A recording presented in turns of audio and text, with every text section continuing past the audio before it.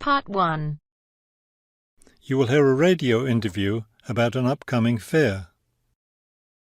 First, you have some time to look at questions 1 to 4.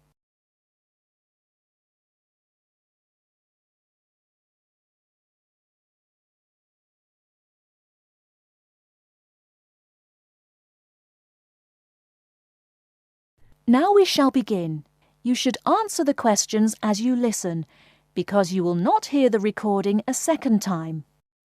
Listen carefully and answer questions 1 to 4.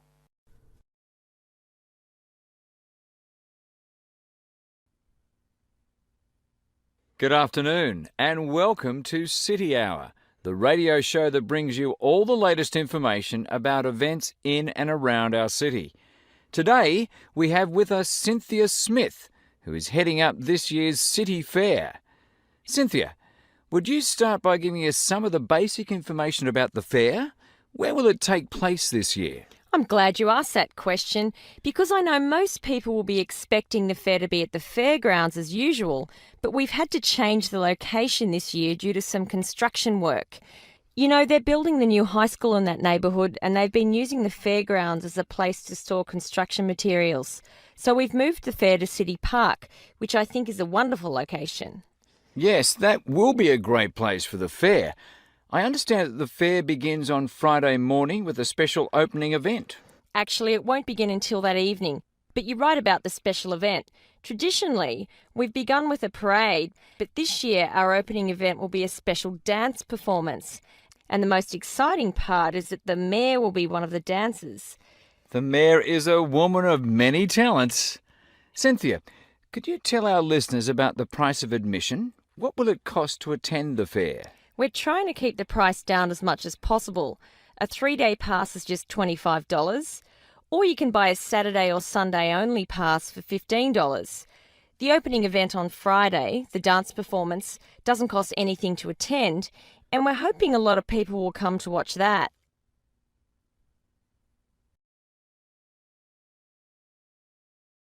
Before you hear the rest of the conversation, you have some time to look at questions 5 to 10.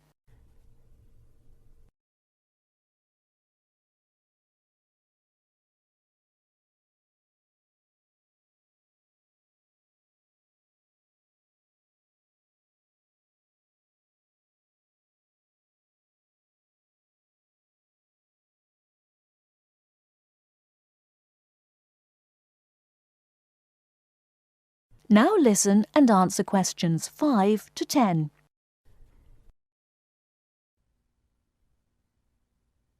Could you tell us about some of the events planned for Saturday and Sunday, the main days of the fair? We have a lot of exciting things planned. There are a number of events especially for children, including a clown show on Saturday afternoon. On Saturday evening, we've got an event that can be enjoyed by the whole family, a concert by the lake. I'm sure that will be a popular event. Is there anything special planned for Sunday? Yes, a really fun event, and we hope a lot of people will participate. There'll be a singing contest in the afternoon. It's open to everyone at no charge. It doesn't matter whether you're an experienced singer or not.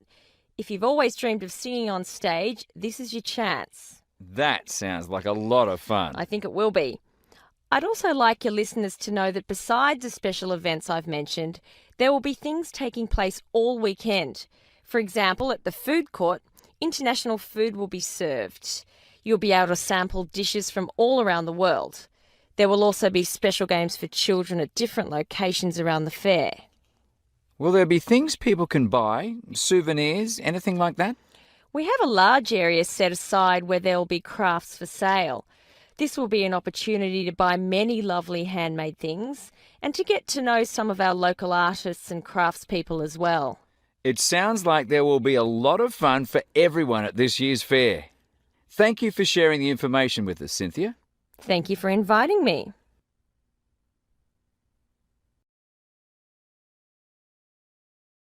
That is the end of part 1.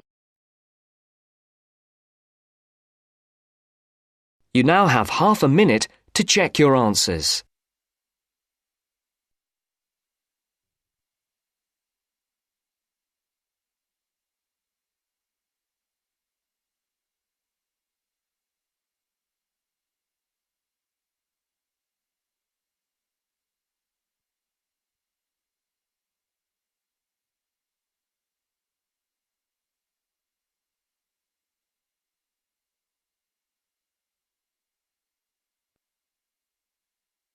Now turns to Part 2. Part 2. You will hear two students talking about a school project. First, you have some time to look at questions 11 to 15.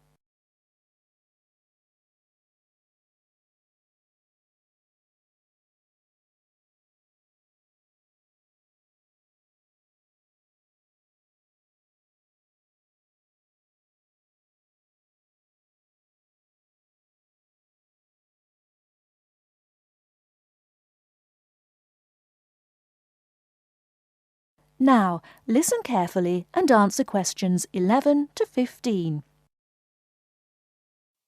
Hi, Lynn. How's your project coming along? Oh, not very well. I've got all the information, but I can't seem to organise it into a presentation. Well, you'd better hurry. You only have one more week. Yes, that's okay. It's just that... Well, why don't you try your presentation on me? Maybe I can help. Oh, really? Great! OK, well, I've chosen solar power for my subject, and I'm going to talk specifically about domestic water heating. You know, like the ones popular in America. I've got some facts here. Oh, that's good. But just start your presentation from the beginning. Oh, right. Well, here we go then. There are many reasons why we should be looking elsewhere for energy sources. As most people are aware, fossil fuels and other such non-renewable sources are by definition finite, so something needs to be in operation soon. Currently, there are a number of alternative energy sources available which can, with a little preparation, be used to provide for a significant part of our domestic energy requirements.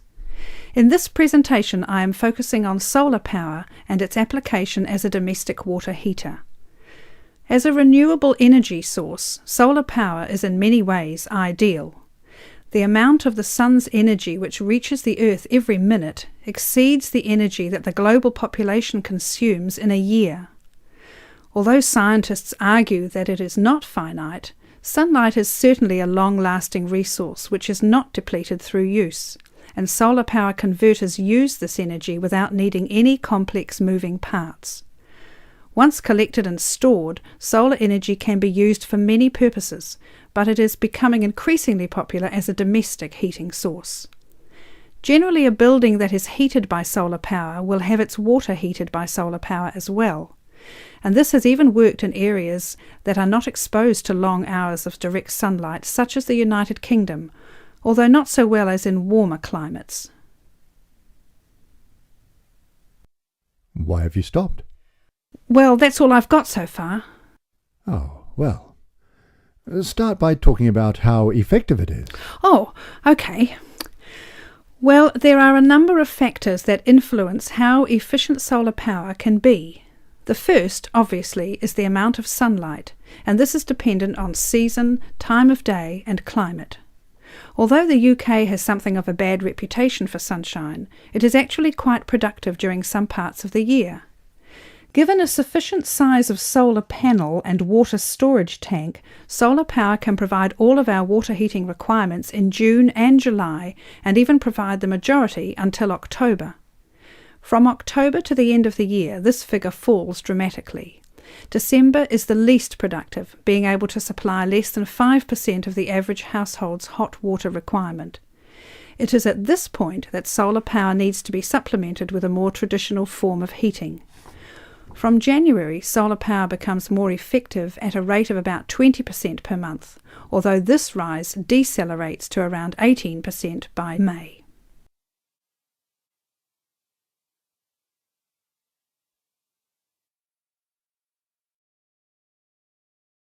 Before you hear the rest of the talk, you have some time to look at questions 16 to 20.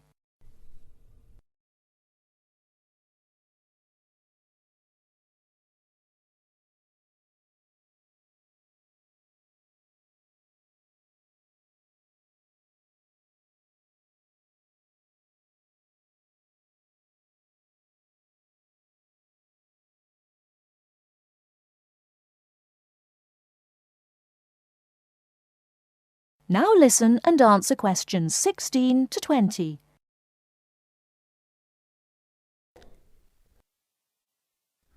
Now say something about this water heater. Do you have any information about that? Oh, yes, I've got an illustration of a water tank here. Well, that's good, but you'll have to describe it. Right.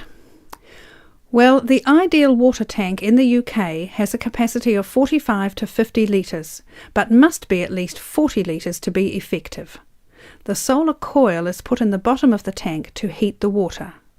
Now remember that solar heated water will not get quite as hot as fossil fuel water heaters. The bottom half of the tank is normally 20 degrees, and this is why it is important not to have a tank that is too large, as that would take too much energy to heat. In this illustration, it rises to 40 degrees from halfway up. Don't forget that hot water rises, so the top third of the tank is the hottest and reaches an average temperature of 65 degrees. And what's this second layer around the tank? Oh, that's insulation. Because the tank is often either outside or just under the roof, rigid foam is used as an insulation layer. It should be at least 80 millimetres thick all around. Well, that seems like a good presentation. All you need to do is to prepare some short notes and a larger illustration so you can use it as a demonstration and you'll be fine. Oh, you think so? Well, thanks very much for the help. Maybe I could do the same for you one day. Maybe. Anyway, I have to go. Good luck. Thanks. Bye. That is the end of part 2. You now have half a minute to check your answers.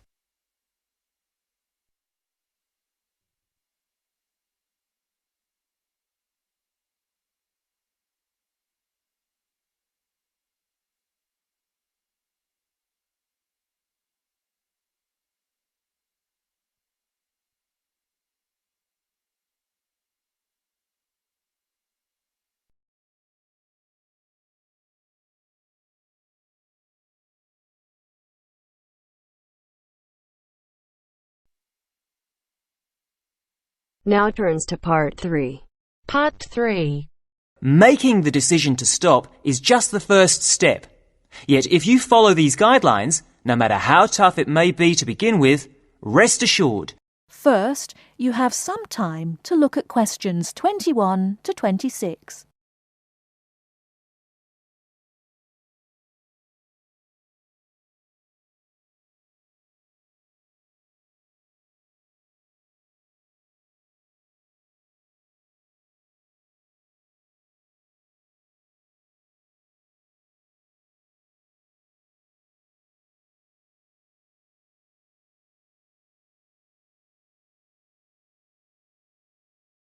Now listen carefully and answer questions 21 to 26.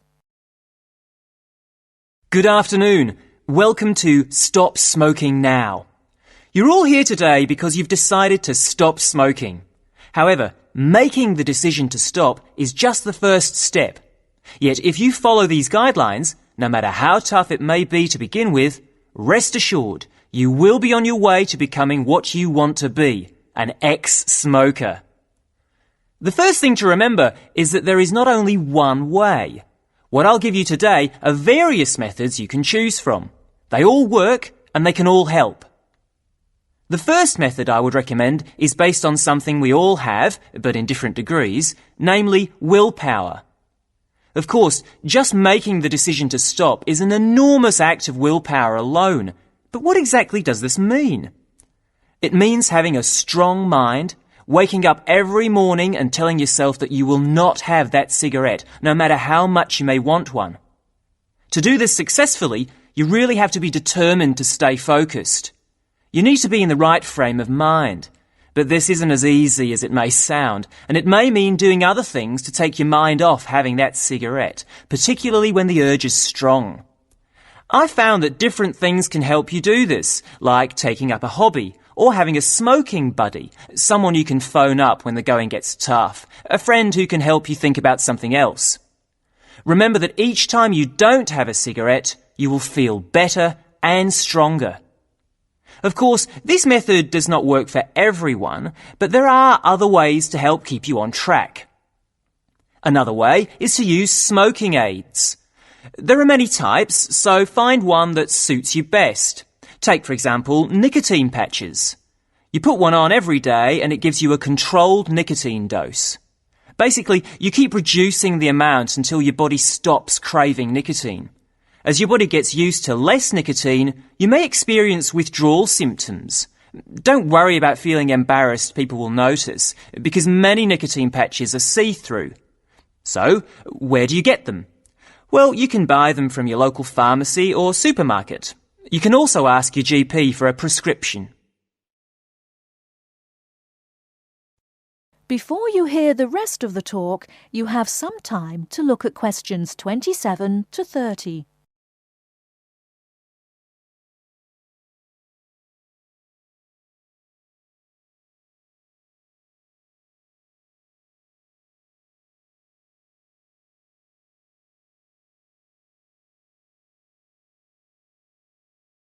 Now listen and answer questions 27 to 30.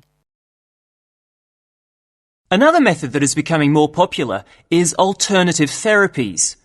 Giving up smoking is not only difficult for your body, but also your mind, as the emotional stress can be really severe. One therapy that springs to mind is acupuncture. This can help you relax, calm you down, making you much more likely to want to give up. Acupuncture usually lasts between 50 to 90 minutes. As your body and mind become stronger, you should need fewer sessions. The good thing about acupuncture is that it takes harmful toxins caused by smoking out of your body. And I'm sure you'll all like this, it does not increase your appetite. So giving up smoking using this method means you won't put on weight. It can take as few as 5 acupuncture sessions to cure you, but of course this depends on the type of person you are. I suppose one of the biggest advantages of using this method is that there are almost no withdrawal symptoms because it works from the inside. What I mean by this is that acupuncture takes away your wanting to smoke, and this feeling, on top of the feeling of calmness, stays with you after the treatment is over. At the end of the day, it doesn't really matter which method you choose. What's important is that you make the decision and then stick to it no matter what. If you give up, think of the money you'll be saving. There is no better time to start than today. You can kick the habit for good. That is the end of part 3. You now have half a minute to check your answers.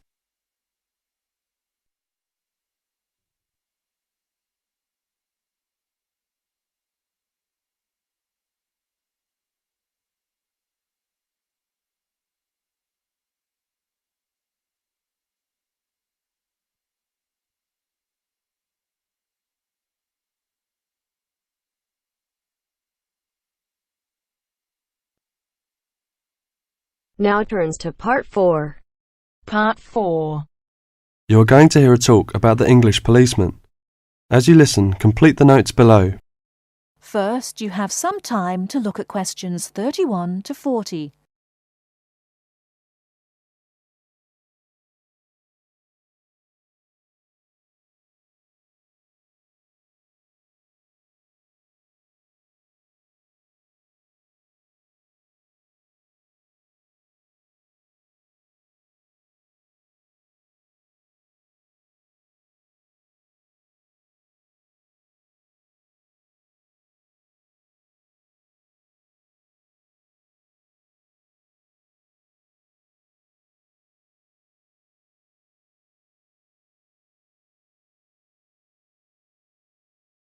Now listen carefully and answer questions 31 to 40. The English policeman has several nicknames, but the most frequently used are Copper and Bobby. The first name comes from the verb to cop, which is also slang, meaning to take or to capture. And the second comes from the first name of Sir Robert Peel, the 19th century politician who was the founder of the police force as we know it today. An early nickname for the policeman was Peeler, but this one has died out.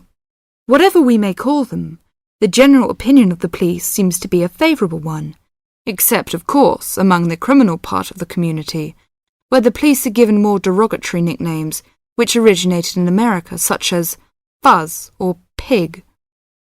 Visitors to England seem nearly always to be very impressed by the English police.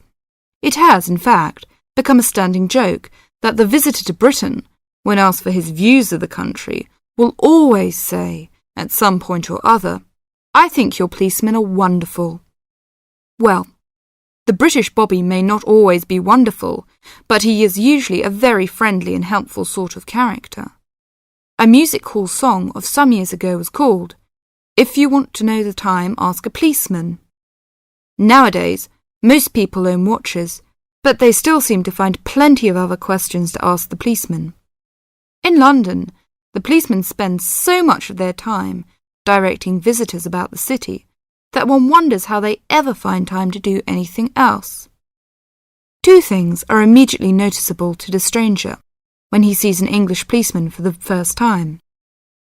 The first is that he does not carry a pistol, and the second is that he wears a very distinctive type of headgear, the policeman's helmet.